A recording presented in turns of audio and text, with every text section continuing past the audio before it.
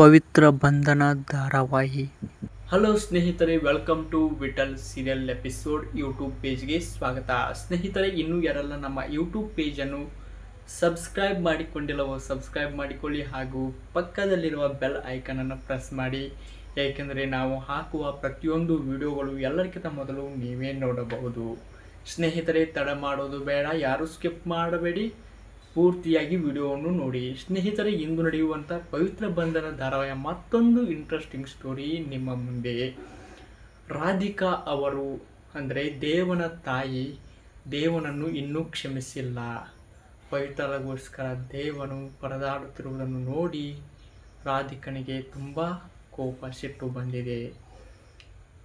ಪವಿತ್ರ ಆಸ್ಪತ್ರೆಯಿಂದ ಹೊರಗಡೆ ಬಂದು ಬೆಡ್ಡಲ್ಲಿ ಮಲಗಿರುವಾಗ ದೇವನ ಕಾಳಜಿ ಅವಳಿಗೆ ಇಷ್ಟವಾಯಿತು. ಈ ವಿಚಾರ ದೇವನ ತಾಯಿಗೆ ಗೊತ್ತಾಗಿ ದೇವ ತಾಯಿಯವರು ದೇವನನ್ನು ಕ್ಷಮಿಸುತ್ತಿಲ್ಲ.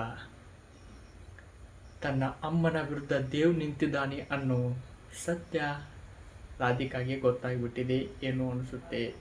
ಇದು ಇಂದು ನಡೆಯುವಂಥ ಪವಿತ್ರ ಬಂಧನ ಧಾರಾವಾಹಿಯ ಒಂದು ಸಣ್ಣ ಹೈಲೈಟ್ಸ್. ವಿಡಿಯೋ ಇಷ್ಟವಾದರೆ ಒಂದು ಲೈಕ್ ಮಾಡಿ, ಶೇರ್ ಮಾಡಿ, ಸಪೋರ್ಟ್ ಮಾಡಿ, ಬೆಂಬಲಿಸಿ.